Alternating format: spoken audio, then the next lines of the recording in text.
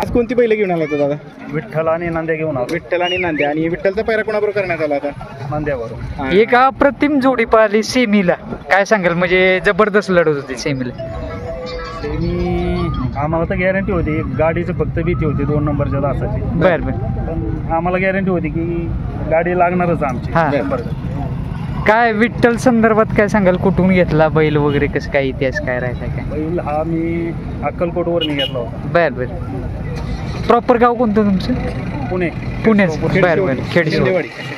बरोबर, शिंदेवाडी गाव आहे, म्हणजे हायवेलाच टच गाव आहे. कशा पद्धतीने पैरा जुळून आलेला, जोडी पाहिली होती का, कसं नियोजन करण्यात आलेलं? मी गेल्या मैदानात बालमा बरोबर पळालो होतो गोडोलीच्या. बर. सातारा एक्सप्रेस. सातारा एक्सप्रेस बालमा बरोबर. ज्यांच्याकडे बैल सांभाळा आहे नांद्या, त्यांनी माझ्या एका मित्राला फोन केला होता, आपली गाडी भरपूर पळ. त्या हिशोबाने आम्ही ते पायरा केला. बर. म्हणजे एक प्रकारे जे मित्र आहेत त्यांच्यावर विश्वास टाकला तुम्ही 100%. आणि आज किती क्रमांक पटकवला दादा? 5वा क्रमांक. 5वा क्रमांक पटकवला. काय गाडी कोणी चालवली? चेतन ड्रायव्हर कारुंडीकर. का अभिमान काय आज? विठ्ठल म्हणजे एक म्हणतात ना, देवाचं रूप घेऊन आले की तुमच्या म्हणजे दावणीला आलाय म्हणावं लागेल. पंढरपूरचा विठ्ठल काही अंतरावरतीच आहे. हो ना. तिकडे विठ्ठलाची पंढरी आणि इकडे सुद्धा तुमच्या विठ्ठलाने नंबर केला मैदानामध्ये. काय सांगाल तुम्ही?